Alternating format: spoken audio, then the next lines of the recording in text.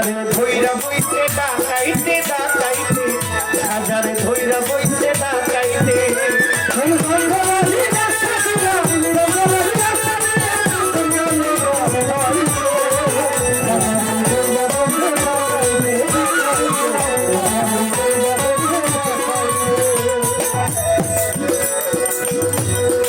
জঙ্গলারি রাস্তা দিয়া খাজা বাবায় যাইতে খাজা বাবাকে ধইরা বইছে ডাকাইতে।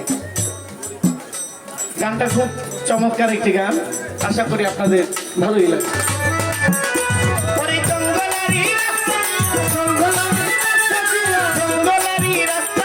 হিন্দুস্তানে যাইতে খাজারে ধইরা বইছে ডাকাইতে ডাকাইতে খাজারে ধইরা বইছে ডাকাইতে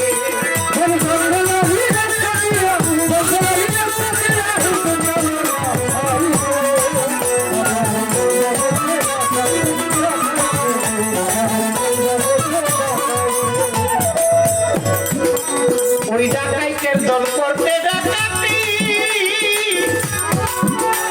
ওই রাস্তা দিয়া যাইতেছিল আনন্দে মাতি তারা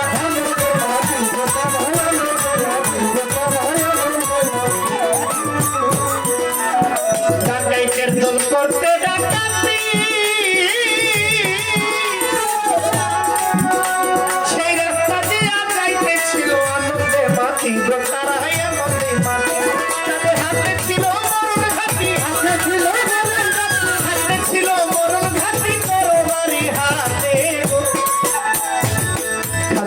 ধইরা বইছে ডাকাইতে ডাকাইতে ধইরা বইছে ডাকাইতে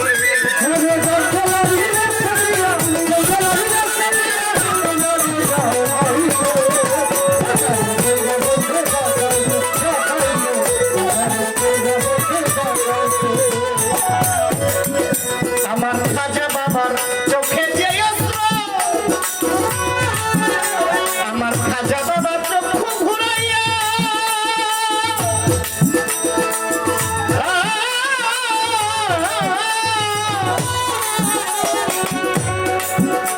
পরে একটুখানি দৃষ্টি করে বিজলি চমকাইয়া খাজায়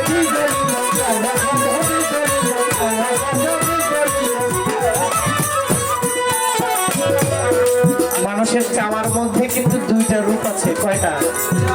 ছোট এলাকায় দেখবেন মাঝে মাঝে কিছু বাচ্চা আছে মায়াবী নজর দিয়ে চাইলে কাছে আসে, আর একটু রাগ দেখায় গরম করে চোখ গরম করে চাইলে কেউ দূরে চলে যাবে। চাওয়ার মধ্যে একটা রূপ আছে না, একটু রাগ করে চাইলাম, একটু আদর করে চাইলাম, এই চাওয়ার মধ্যেও কিন্তু একটা প্রেম আছে। ব্যক্তিটা আমাদেরকে চায়, ওই ব্যক্তিটার চোখের চাহনি দেখলে অনুভব করা যায় সে কি আমার প্রতি বিরক্ত নাকি সে আমার প্রতি সন্তুষ্ট, আছে না?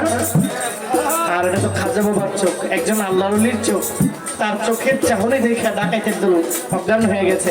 ওনারা অস্ত্র সহ, আর আমার খাজা বাবা অস্ত্র ছাড়া। অস্ত্র দিয়া যুদ্ধ আর অস্ত্র ছাড়া যুদ্ধ, যুদ্ধ কোনটা বেশি হইব? এটা হলো আল্লাহর পক্ষে, আল্লাহর ওলির পক্ষে আল্লাহ, আর এটা হলো আল্লাহর ওলির বিপক্ষে। তাহলে আল্লাহ কার পক্ষে? বড় খাজা বাবার পক্ষে থাকবো না ডাকাইতের পক্ষে থাকবো? আর খাজা বাবার পক্ষে যদি আল্লাহই থাকে, পৃথিবীর এমন কোন অস্ত্র আছে আটকানোর জন্য? আছে? কিছুই নাই, সব একদিকে। আমার খাজা বাবা চাইলেন নেক নজর একদিকে।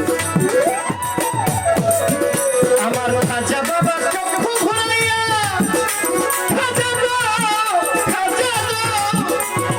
একটুখানি দৃষ্টি করে বিজলি চমকাইয়া খাজা নিচে চমকাইয়া গেল ডাকাইতের মধ্যে হুশ হইয়া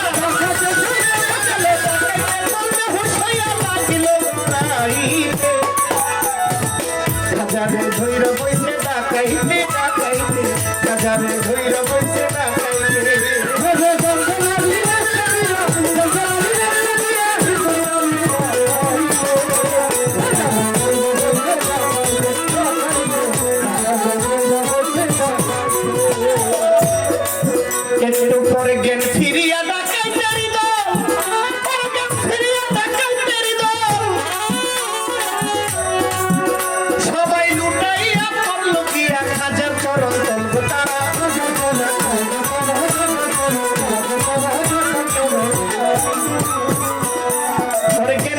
দিয়া ডাকাইতেরি করে লুটাইয়া পড়লো দিয়া খাজার চরণ তল গো তারা খাজার চরণ তল ডাকাতি ভুলিয়া তারা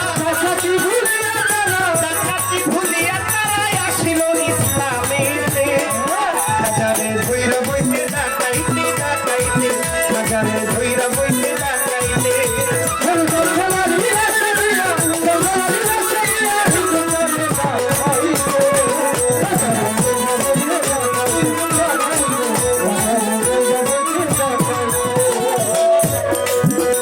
আমার খাজা বাবা যেই ধনের ধনী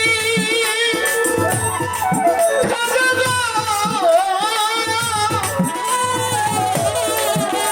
পরে ওই ধনে বানাইয়া দিল জন্মের ধনী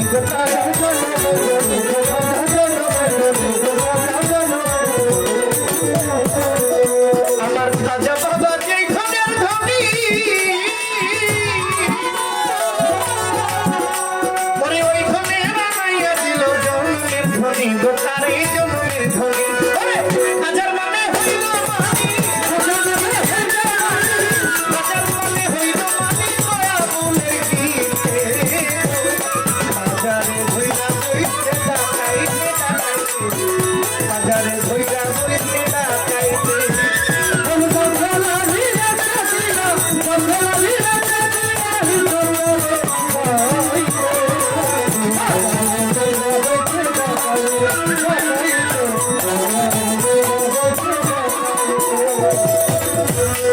আমার খাজা বাবার জীবনের মধ্যে আছে খাজা বাবা যেই ধনের ধনী ওই ধনে বানাইয়া দিল তার জন্মের ধনী এরকম একটা জীবনী আমার বড় পীরের জীবনীতেও পাওয়া যায়। একদিন বাগদাদের শহর কুতুব মারা যায়। শহর কুতুবের জন্য বড় পীরের কাছে নালিশ করলেন, হুজুর আমাদের একজন শহর কুতুব চাই, দয়া করে আরজিটুকু কবুল করেন। তাই আমার বড় পীরের বাড়িতে এক চোর ব্যক্তি গেল চুরি করার জন্য। ওই চোরের নাম হীরা।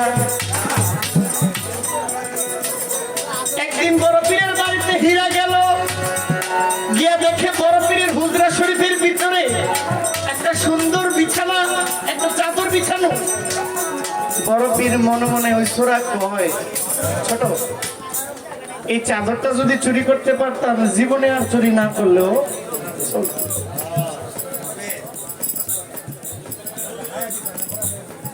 বাবা কথা খারাপ লাগে, কথা কি বলবো? এটা না গানই গাও, কথাটা বলবো। হীরাচল বলতেছে যদি বড় পীরের বাড়ির চাদরটা যদি চুরি করতে পারতাম আর জীবনে চুরি না করলেও সারত। তো চুরি করার মতলবে বড় পীর আশার সালাত পড়তে গেছে, চোর গিয়া হুজুরের খাটের ভিতরে গিয়ে ঢুকছে, বিছানার চাদর ধরে কোনা ধরে টানতেছে, টানতে টানতে টানতে টানতে টানতে টানতে একদম ফজরের আজান হয়ে যাইব, কিন্তু বিছানার চাদরটা না শেষ হয়। বড় পীর হুজরা শরীফের মধ্যে শুয়ে আছে, চাদর টানতে টানতে যখন একদম ফজরের আজান পড়ে গেছে, মসজিদে আজান পড়ে গেছে, আসসালাতু খায়রুম মিনান নাওম, বড় পীর মসজিদে যায়, তারপরে সুরে চাদরের কোনা ধইরা টানে, টানতে টানতে টানতে টানতে একদিকে ফর্সা হয়ে গেছে, ভোর হয়ে গেছে, পৃথিবীতে সূর্য উদয় হয়ে গেছে, এখনো চূড়ায় টানতেছে। এবার আর টানতে না পাইরা এবার খাটের নিচ থেকে বাইর হয়ে যাওয়ার ধান্দা করতেছে। এইদিকে ওই বাজারের লোক আইছে বড় পীরের কাছে শহর কুতুব নেওয়ার জন্য। আইসা বলে, হুজুর আমাদেরকে একজন শহর কুতুব লাগবে। বলে, আমার খাটের নিচে এক চোর আছে, আমার চাদর ধরে টানাটানি করতেছে, তোমরা হেরে নিয়ে যাও। বাজারের লোক বলে, হুজুর আমরা তো চোর নিতে আসি নাই, আসছি কুতুব নেওয়ার জন্য। একজন সৎ ব্যক্তি, একজন পরহেজগার ব্যক্তি, ইমানদার ব্যক্তি লাগবে। বলে, ওই ধনী ব্যক্তি আমার বাড়ির, চোর ব্যক্তি আমার বাড়িতে আসছে ধনী হওয়ার জন্য, চুরি করার জন্য। সে যদি শহরের কুতুব হয় তার জীবনে সে আর চুরিও করবে না, পাপ কাজও করবে না, সব ছাইরা দিয়ে কুতুব হয়ে যাবে। বড় পীর বললেন, যাও ওই চোরকে নিয়ে যাও। ওই ব্যক্তি চুরি করতে আইসা কুতুব হয়ে গেছে, আল্লাহর ওলি হয়ে গেছে। তাই চুরি করার মতো করার জায়গায় চুরি করলে আল্লাহর ওলি হওয়া যায়। আবার ভুলেও কেউ মসজিদ মাদ্রাসা দান বাক্স চুরি করে না, আছে না এমন? আমাদের এলাকায় আছে, মাজারের দান বাক্স চুরি করে নেওয়া যায়। কিছু কিছু খারাপ লোক আছে মসজিদের দান বাক্স নেওয়া যায়। হাই রে আল্লাহর গজব করো, আল্লাহর ঘর মসজিদ, মসজিদের দান বাক্স যে চুরি করে নিতে পারে চোর, তার জীবনে সে মায়ের গলায় ছুরি চালাইতেও মনে হয় যে যাবো, ঠিক না?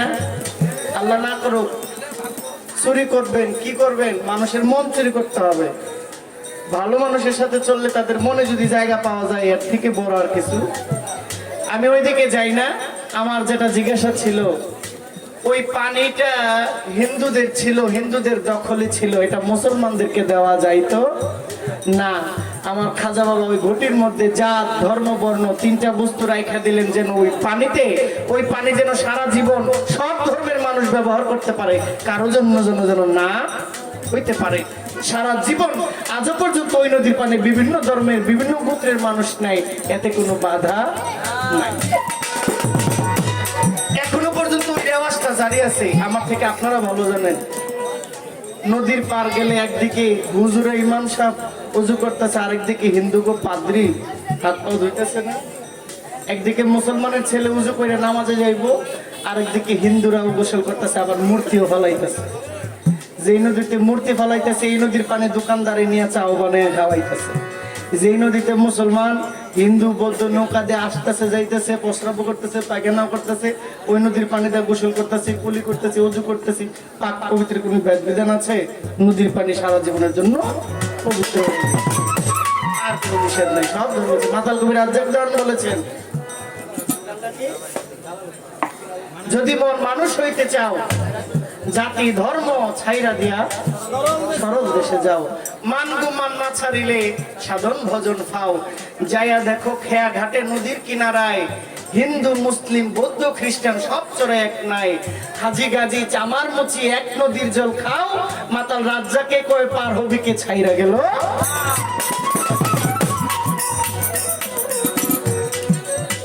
সমাধান দিলাম। আপনার কাছে আমার ছোট আরেকটি প্রশ্ন থাকবে। আপনি একটা গান গাইলেন চমৎকার, মায়ের উদর হইতে বাহির হইয়া মায়ের ইজ্জত রক্ষা করে বড় পীরে। বড় পীরের বাবার নাম বললেন সালে জঙ্গি মোসা। জঙ্গি বলতে আপনারা বর্তমান সমাজ, জঙ্গি বলতে কি বোঝায়?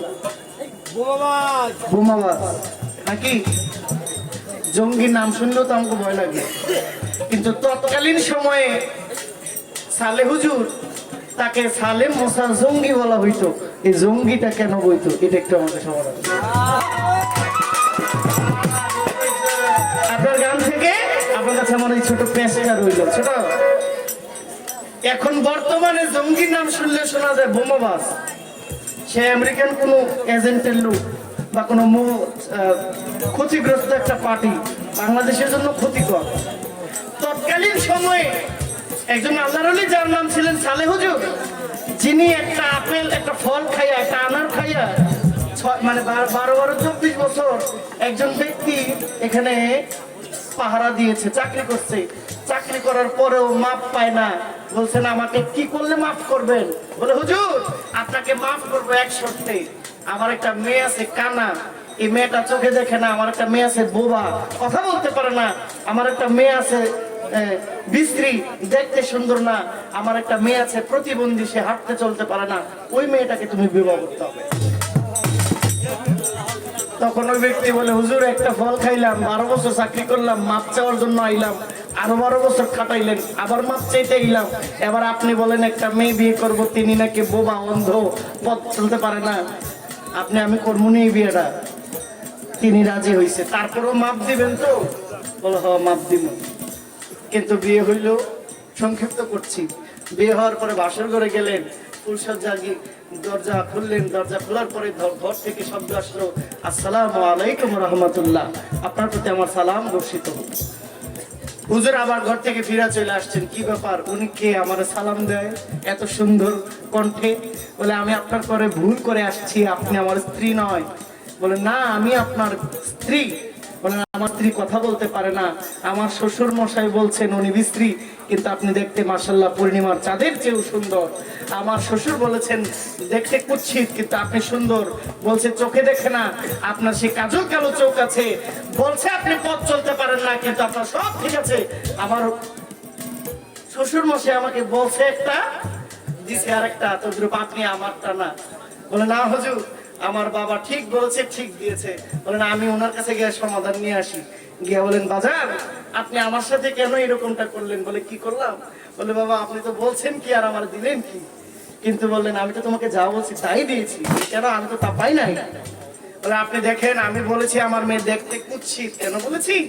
আমার সেই ফাতেমাকে আমি ছাড়া কোনো পরপুরুষ আজ পর্যন্ত, সাবালিকা হওয়ার পরে আমি পিতাও তাকে দেখার সৌভাগ্য হয় না, এই জন্য বলেছি সে স্ত্রী।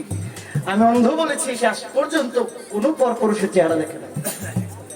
আমি বোবা বলেছি আজ পর্যন্ত সাবালিকা হওয়ার পরে আমি বাবা ছাড়া কোনো বেগানা পুরুষের সাথে সে কথা বলে নাই। আমি প্রতিবন্ধী বলেছি আমার বাড়ির এই সীমানাটা লঙ্ঘন করে আমার মেয়ে কখনো বাড়ির বাইরে যায় নাই, এই কারণে তাকে প্রতিবন্ধী বলেছি। এমন একজন মায়ের গর্ভে বড় পীরের মতো ছেলে না আসলে বাংলা বই হইব? হ্যাঁ,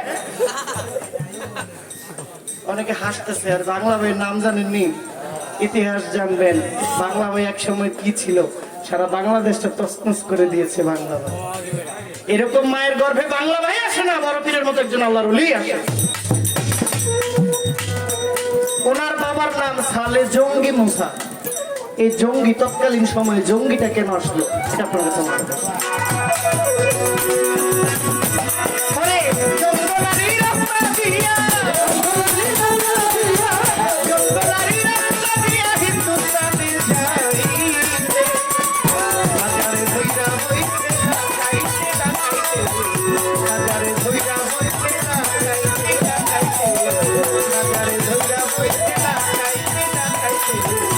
আমার হাজারে ধৈরা বইছে